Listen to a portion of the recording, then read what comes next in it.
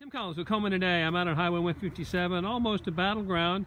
It seems strange, but I'm standing on a new driveway. I'm with Gary Marchman. Gary, this is quite a story out here. You want to tell us a little bit about it? Wow. You got a lot of recording time? I do.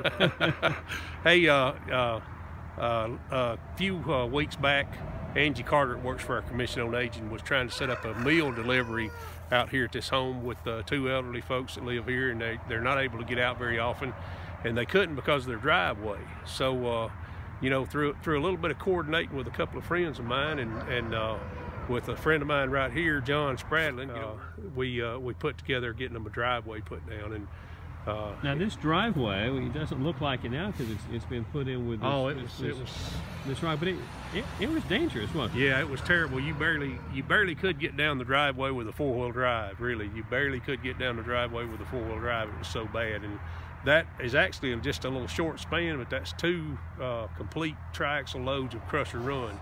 It may not look like it on film here, but it's a rise of about 20 feet from the house up to the road. Yeah, at least, maybe more. And this had gotten so bad that not only the Commission on Aging's food program couldn't get down here, but you had Advocare, right? Right, Advocare. They couldn't get down here. And so, if I understand everything right, the guy who owns the Marathon up the street has been bringing meals in the interim down here. They have. The ladies at the Marathon and the guy that owns the Marathon has been making sure that some local folks got fed, and that's good. They're just trying to help people out. It's just a huge story to me, you know, a huge story of hearts in the community. Yeah, because here with Sherry at the Marathon, you had a lot to do with helping these folks out. I said you guys were taking meals down to them. Yeah, in the mornings they call and tell us, you know, they've been customers with us for years, and you know, a lot of years, and they come up with a situation where they're not able to get down here anymore. He's older, he can't drive, and his car broke down. Yeah, because these people could have just been abandoned and left on their own, but everybody rallied around out here and taking care of them. And you can see it sort of in the background there. There's a blue car.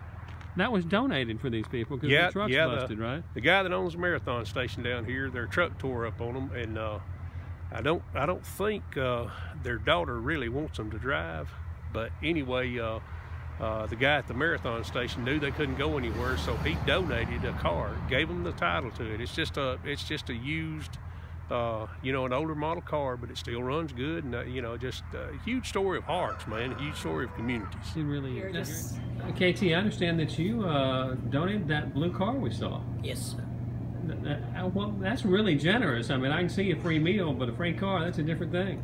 No, they are like, as Sherry said, that they always come over here. They are regulars, and they are elderly, and they are like parents to me also. They are not a customer, but they are like a part of family of the Marathon customers. So as a family member and as an elderly somebody to go out of the way and help them out, I just told them, give them a car so that they cannot be stuck somewhere. If they have to go somewhere, they can at least go out and get their things done. And if it helps them out, I'm very happy. I mean, whatever. That was donated by Ricky Hill. Ricky Hill Trucking, man, what a great guy. He just, we tried to pay him for it. He wouldn't let us pay him for it. And then there's just so much more to this story, Tim. I don't know what direction to go. Well, let's talk to your muscle out here. So you're the one who donated the apparatus and labor to get this smoothed out, right? Well, I am. So did Gary call you, or how did that come about? Gary called me a few weeks ago and told me the situation, and of course, Gary's a good guy, and I'll help him out any way I can and help the community, and these were two people that needed the help. That's all. Gary, I think we found the man who brought the materials down there, Mr. Ricky Hill, right? Yeah, we happened to run into him here at the Marathon. This is Ricky Hill with Hill Trucking, Ricky Hill Trucking, I guess you should say. And you know, a guy couldn't have a bigger heart. I know these guys work all the time, and you know, they can't always help people out, but I guess he just felt the calling to come out and help us out a little bit, you know. And we tried to pay him. He wouldn't take a dime for doing anything that he did. He paid for the gravel, the hauling, and everything. So, you know, he deserves more credit. You're in the for-profit business. What got into you here? Well, the Bible says to whom much is given, much is required. So, and I've had a lot given to me, so I try to give back when I can. Elderly people, they have no way of taking care of themselves sometimes. You know, they get to the end of the road, and that's as far as they can go. So anytime we can help, we're glad to.